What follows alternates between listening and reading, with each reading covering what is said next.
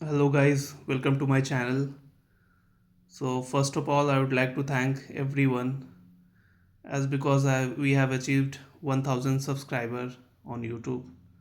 आप लोगों की कृपा से हमारा 1000 सब्सक्राइबर पूरा हो गया। हमने चैनल जब मैं ज्वाइन तो मैंने बहुत पहले किया था, बट 10 दिन पहले हमने जब वीडियो डाला था तो हमने सोचा नहीं था कि इतनी जल्दी हमारा इतना ज़्यादा सब्सक्राइबर हो जाएगा।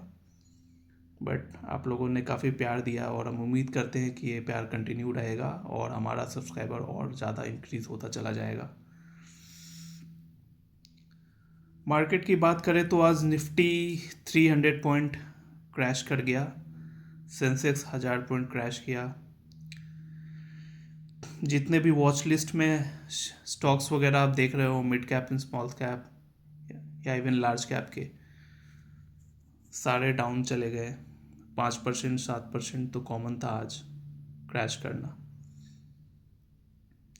इवन बीएससी जैसा अच्छा कंपनी, आप देख सकते हो स्क्रीन पे, बीएससी जैसी अच्छी कंपनी जो करीबन का स्ट्रेंथ दिखा रहा था ये बियर रन में भी, बियर मार्केट में भी, वो भी आज 8% टूट गया। सीडीएसएल तो टूटता चला जा रहा है, 1200 के लेवल टच कर गया। बाकी ब्लू स्टार एंड वोल्टास में एक न्यूज़ आई कि ये लोग, ये जितने भी एसी मैन्युफैक्चरर थे, ये लोग कंप्रेसर्स वगैरह कोई फॉरेन कंट्री से इंपोर्ट करते थे। I don't know the name, मतलब एग्जैक्ट मुझे नाम मैं रिकॉल नहीं कर पा रहा हूँ कि कौन से कंट्री से इंपोर्ट करते थे वो कंप्रेसर्स, बट ऐसा न्यूज़ आ रहा है कि उस कंपनी ने पहले ही किसी और कंट्री को कंप्रेसर्स वगैरह जो है वो एक्सपोर्ट कर दिया है बल्क क्वांटिटी में। तो मे बी मार्केट ये एक्सपेक्ट करके चल रहा है, ये अनुमान लगा रहा है कि कमिंग जो अपना समर सीज़न है उसमें जो डिमांड होने वाला है एसीज एंड ऑल का, तो जितना डिमांड होगा उतना कंप्रेसर शायद ना मिले, जिसकी वजह से ये वोल्टास एंड ब्लू स्टार्स का जो शेयर है ये टूटता चला जा रहा है। और ओरिएंटेक पर्सनली मैंने इन्वेस्ट किया है। मैं तो ऐसे कोई सेबी रिसर्च एनालिस्ट हूँ नहीं, ये मैं कोई टिप्स एंड रिकमेंडेशन नहीं दे रहा हूँ, मैं पहले ही बता दे रहा हूँ। बट मुझे ये पर्सनली ये शेयर पसंद है तो इसमें मैंने इन्वेस्ट कर रखा है ओरिएंट टेक्नोलॉजीज़ में।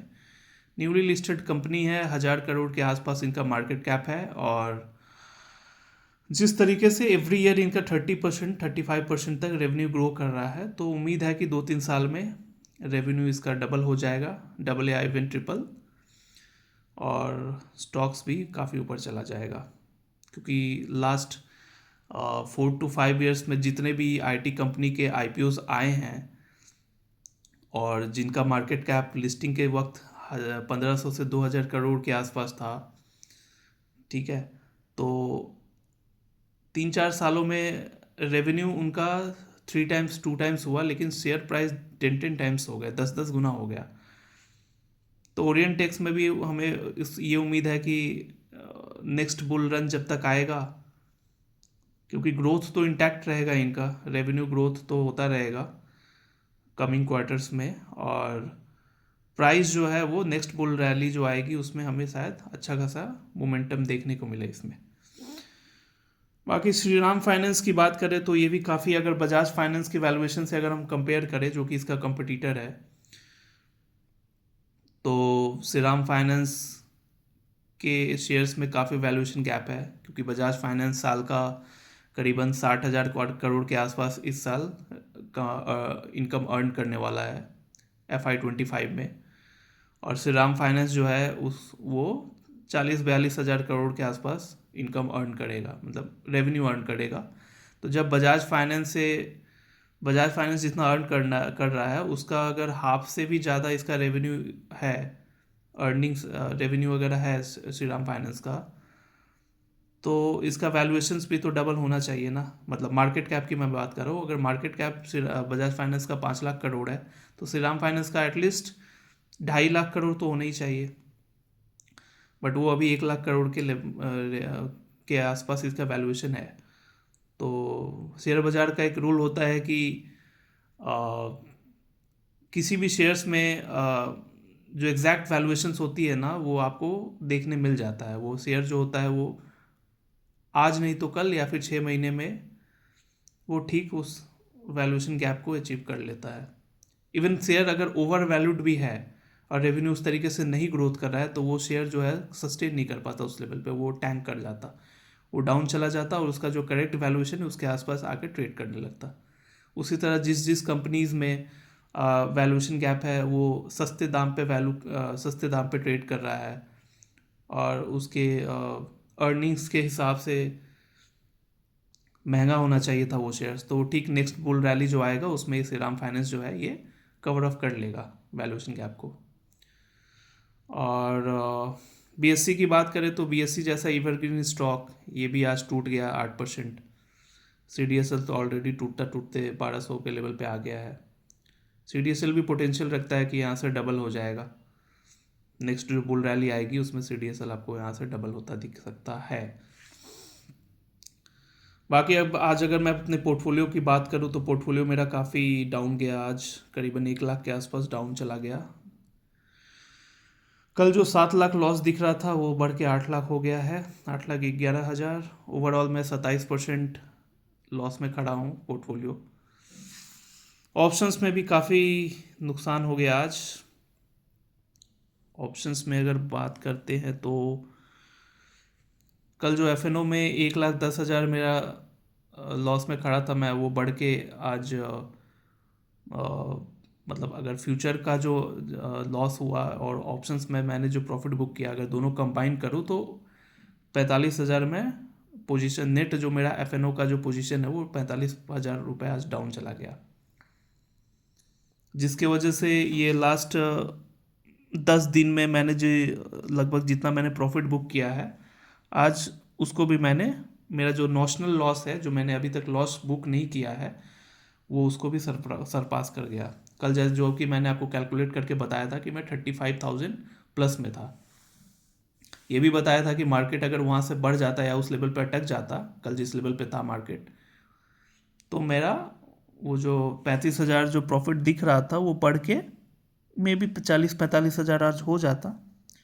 बट क्योंकि मार्केट क्रैश कर गया कल के लेवल से तो और मैं नीचे गिर गया, मैंने जो मतलब मेरा जो गेन था वो वाइप आउट हो गया, उल्टा मैं अभी लॉस में खड़ा हूँ। ऑप्शंस की अगर बात करें तो ये आप देख सकते हो, ग्रॉस प्रॉफिट तो 1,62,000 था बट चार्जेस मेरा 14,700 लग गया, नेट प्रॉफिट 1,47,700 है 1 फरवरी से 10 फरवरी के बीच।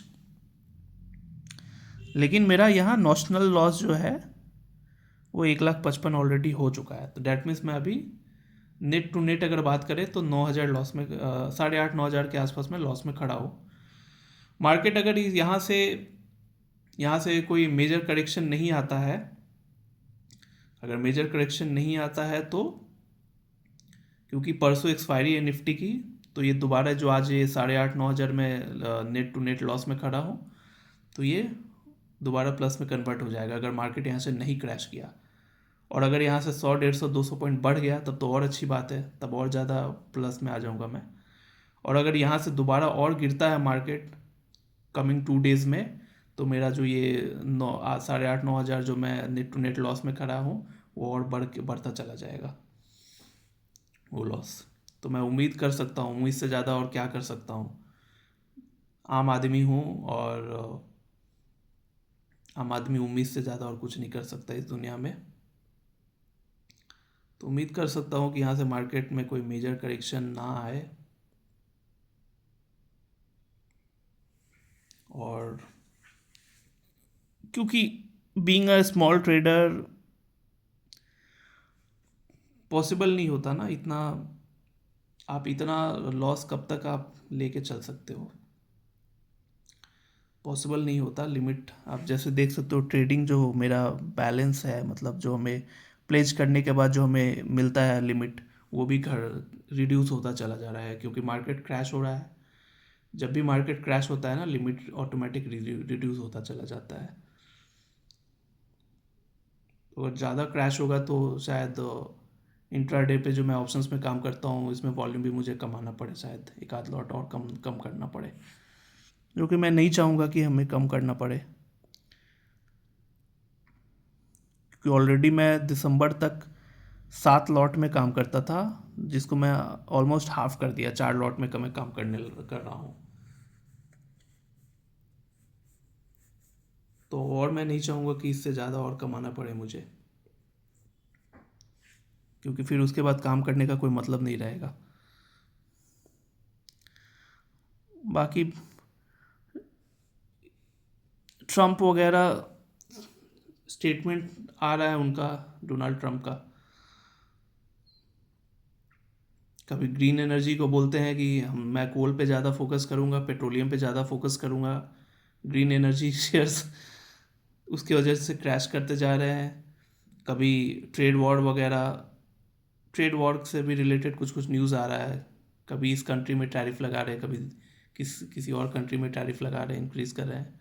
जो भी है, मैं उस चीज़ को तो ज़्यादा मैं मॉनिटर नहीं कर रहा हूँ, क्योंकि देखिए मेरा ये मानना है कि जितने ये बड़े लोग हैं ना, ये सब लोग मिले रहते हैं, ये लोग बेवकूफ़ नहीं हैं। इनका मेन मोटिव ही रहता है कि आप अपने पावर को यूज़ करो और ऐसे ऐसे इकोनॉमिक डिसीजन लो जिससे कि उन्हें ही मौका मिले दोबारा इन्वेस्ट करके, बड़े बड़े जो HNI लोग हैं, बड़े बड़े जो फंड मैनेजर्स हैं, उनको मौका देने का। या हमारे पॉलिटिशियंस वगैरह हो या दूसरे कंट्री के जो भी पावरफुल लोग हैं, इन लोगों का यही मेन मोटिव रहता है कि अपने पावर को यूज़ करो ताकि जो रिच हैं उनका पॉकेट और बढ़े, मतलब पॉकेट और ज़्यादा उनका इनकम अर्न हो।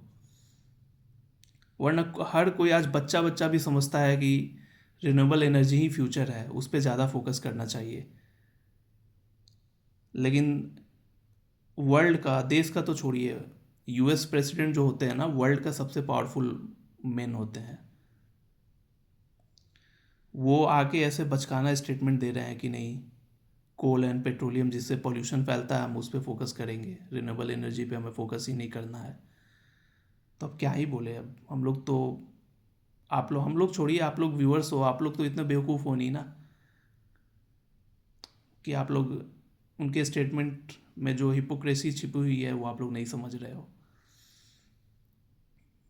तो वही बात है, अब हम लोग कुछ कर नहीं, आम आदमी क्या ही करेगा, टीवी देखेगा, चुपचाप टीवी देखेगा, छोटा मोटा जो सेविंग्स है उसको ट्रेड लगा के इस उम्मीद में बैठा रहेगा कि पैसा अर्न हो जाए, अच्छे से अच्छा खासा मैं इनकम कर लूँ, पैसा डबल ट्रिपल कर लूँ। इससे ज़्यादा और क्या ही कर सकता है आम आदमी। ठीक है भाई, गाइस, काफ़ी आज हो गया, लेक्चर काफ़ी दे दिया मैंने। होपफुली देखो अब कल कैसे मार्केट परफॉर्म करता है। बाकी आप चैनल में बने रहना, डेली बेसिस पे देखिए, प्रॉफिट हो या लॉस हो, सारा चीज़ मैं शेयर करना। ट्रांसपेरेंसी पे मैं बिलीव करता हूँ, कोई भी एक चीज़ मैं मुझे छिपाना पसंद नहीं है। मतलब आपको बहुत सारे चैनल्स मिलेंगे, वो लोग सिर्फ प्रॉफिट जिस दिन होता है उसका स्क्रीनशॉट आपसे शेयर करेंगे, लॉस वाला दिन गायब हो जाते हैं। लॉस वाले दिन कोई स्क्रीनशॉट नहीं शेयर करेगा, किसी को गट्स नहीं होता, हिम्मत नहीं होता कि कितना लॉस किया वो दिखाए। मैंने आपको पहले ही दिन, अपने पहले ही वीडियो में आपको मैंने अपने प्रॉफिट एंड लॉस स्टेटमेंट दिखा दिया, डेली बेसिस पे दिखा रहा हूँ। 1.5 लाख आज मैंने मेरा पोर्टफोलियो, अगर कैश एंड ऑप्शन दोनों को कंबाइन करके बोलूँ तो 1.5 लाख आज मैं लॉस में चला गया। 1.5 लाख नहीं, 1,40,000 लॉस में चला गया।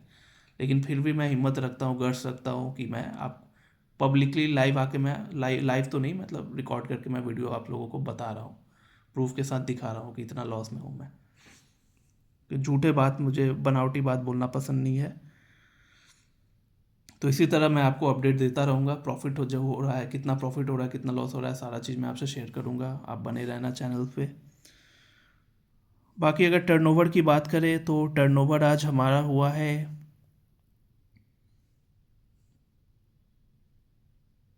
टर्नओवर तो काफ़ी हुआ, 114 करोड़ पार हो गया टर्नओवर। बट उससे हमारा क्या, हमें तो ऑर्डर काउंट पे कमीशन मिलता, तो ऑर्डर काउंट हुआ है 537।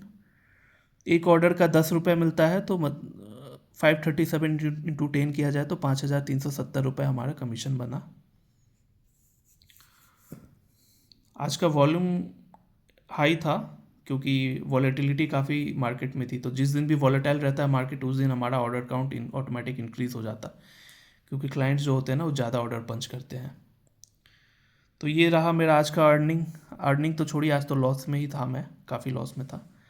उम्मीद है देखिए आगे मैं रिकवर कर लूँ। बाकी कितना कैसे रिकवर हो रहा है सब चीज़ आप चैनल पे बने रहोगे तो आपको तो ऑटोमेटिक देखने को मिल जाएगा। ठीक है गाइस, 15 मिनट हो गया, काफ़ी लंबा वीडियो हो गया। Thank you guys, thanks for watching.